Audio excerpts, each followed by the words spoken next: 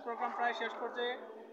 এই মুহূর্তে আমাদের বক্তব্য দেওয়ার জন্য আমি সবিনয় অনুরোধ জানাচ্ছি বাংলাদেশ সড়ক ও জনপথ শ্রমিক ইউনিয়ন কুমিল্লা জেলা সংসদের সম্মানিত সভাপতি জনাব মোহাম্মদ আবদুল্লাহ আল মামুন সাহেবকে। জনাব মোহাম্মদ আবদুল্লাহ আল মামুন। এর মধ্যে আমি একটু কথা বলে নেই। মানুষ মানুষের জন্য, জীবনের জন্য একটু সহানুভূতি কি মানুষ পেতে পারে না? থাকবো না বদ্ধ করে দেখবে আবার জগৎটাকে কেমন করে ঘুরছে মানুষ যুগান্তরের ভূমিকাকে। আমি মামুন ভাইকে ধন্যবাদ জ্ঞাপন করছি।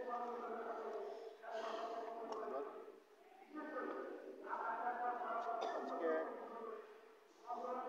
আমাদের বাংলাদেশ জনপদ শ্রমিক ইউনিয়ন কর্তৃক কেন্দ্রীয় সংসদ কর্তৃক আয়োজিত চলমান কর্মসূচির অংশ হিসাবে মানববন্ধন ও বিক্ষোভ কর্মসূচির অংশ হিসেবে আজকে দ্বিতীয় দিন অতিবাহিত করছি। দ্বিতীয় দিনের আজকে এই মানববন্ধন কর্মসূচির সভাপতি, উপস্থিত উপদেষ্টা মণ্ডলী ও আমার সহকর্মী ভাই ও বোনেরা, আসসালামু আলাইকুম। আমরা দীর্ঘদিন এই সড়ক অধিদপ্তরে কর্মরত আছি। আমাদের 7 দফা দাবি নিয়ে আমাদের এই চলমান কর্মসূচি। 7 দফা কর্মসূচির আন্দোলনের যে কর্মসূচি, তার অংশ হিসাবে আমাদের 8 তারিখ থেকে আমাদের বিক্ষোভ কর্মসূচি ছিল। 19, 20 এবং 21 আমাদের আগামী দিনও মানববন্ধন কর্মসূচি আছে। মানববন্ধন কর্মসূচিতে আমাদের যে দাবি দেওয়া উল্লেখযোগ্য 7 দফা দাবির মধ্যে আমাদের প্রথম যে দাবিটা, সেটা হলো আমাদের কার্যভিত্তিক সংস্থাপনে কর্মরত কর্মচারী যারা আছেন তাদের মহামান্য আদালত থেকে রায় হওয়ার পরেও শুধুমাত্র একটি নীতিমালা প্রণয়নের জন্য তারা বেতন ভাতা থেকে বঞ্চিত হচ্ছেন আজকে প্রায় 1 বছর অধিককাল সময় পর্যন্ত। আমি আমার অধিদপ্তরের এবং মন্ত্রণালয়ের উচ্চপদস্থ আমাদের কর্মকর্তাদের দৃষ্টি আকর্ষণ করছি, যাতে ওনারা আমাদের এই কর্মচারীদের দুর্দশা লাঘবে আরও আন্তরিক হন, আমাদেরকে যাতে আন্দোলন আরও কঠোর থেকে কঠোরতম করতে না হয়। আমাদের কেন্দ্রীয় সংসদ তাদের নির্দেশনা আমরা পালন করি।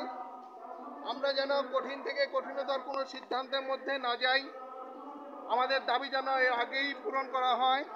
আমাদের যেসব সহকর্মী ভাই ও বোনেরা আজকে 1 বছর অধিককাল সময় পর্যন্ত তারা বেতন ভাতা পাচ্ছেন না, তাদের পরিবারগুলো মানবতার জীবনযাপন করছে, তা আপনারা অনুধাবন করবেন বলে আমি মনে করি।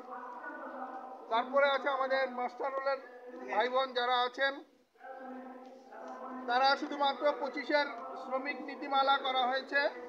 25-এর সাময়িক শ্রমিক নীতিমালার আওতায় তাদেরকে আনার পায়তারা চলছে।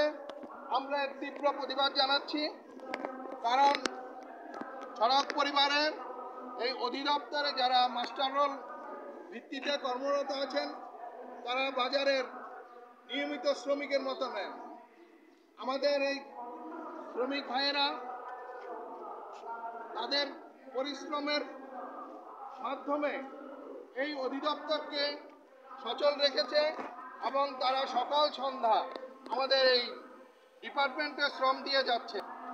আমি যদি বাজার থেকে একজন লেবার আনি, সে লেবারটা শুধুমাত্র আমাকে 8 ঘন্টার সময়ের মধ্যেই তার 2 ঘন্টা সময় চলে যায় তার নাস্তা এবং রেস্ট। আমাদের এই সড়ক পরিবারের যেসব মাস্টার কর্মচারী আছে তারা তাদের মতো নেই। এটা আমি আমার অধিদপ্তরের উচ্চপদস্থ যারা নীতিমালা প্রণয়নকারী এবং সিদ্ধান্ত দেওয়ার তাদের দৃষ্টি আকর্ষণ করছি। আপনারা বাজারের যে শ্রমিক আর আমার সড়ক পরিবারের যে মাস্টার শ্রমিক, তার মধ্যে পার্থক্য বোঝার চেষ্টা করেন। আমার সড়ক পরিবারের মাস্টার শ্রমিক বাজারের শ্রমিক নয়। আমরা চাই তাদের আজকে 4 মাস যাবৎ বেতন ভাতা বন্ধ, অনতিবিলম্বে আমাদের এই শ্রমিক ভাইদের বেতন ভাতা প্রদানের ব্যবস্থা করা হোক। আরেকটি নীতিমালা প্রণয়ন করা হয়েছে অর্থ মন্ত্রণালয় থেকে, কালো আইন, যেটা 22 দিন, আমাদেরকে 22 দিন মাস্টার রোল শ্রমিক যারা আছেন, কর্মচারী যারা আছেন, তাদেরকে 22 দিনের বেতন নেওয়ার কথা বলা হয়েছে। আমরা এর তীব্র নিন্দা ও প্রতিবাদ জানাচ্ছি। আমাদের কর্মচারী ভাইয়েরা ডিপার্টমেন্টের প্রয়োজনে বন্ধের দিনও তাদের কাজ করতে হয়, রাত পর্যন্ত কাজ করতে হয়। সেক্ষেত্রে আমরা কেন 22 দিনের বেতন নিব? আমি আমার সিদ্ধান্ত গ্রহণকারী কর্মকর্তাদের, উচ্চপদস্থ আমলাদের কাছে আমার জিজ্ঞাসা, কারণ আমি রাত অবধি কাজ করি, আমি 22 দিনের বেতন নিতে হবে? আমাকে শুধু 8 ঘন্টা আপনি কাজ করান, 8 ঘন্টার বেশি কাজ করান, সেক্ষেত্রে আপনি 30 দিনের বেতন কেন দিবেন না? আমাদের কর্মচারীদের পক্ষ থেকে আমার জিজ্ঞাসা।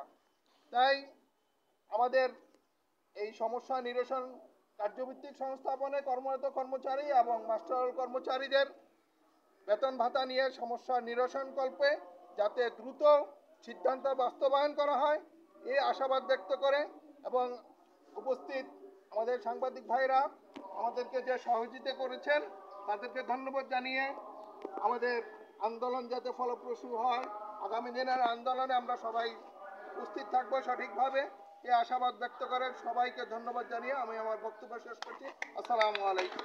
ধন্যবাদ।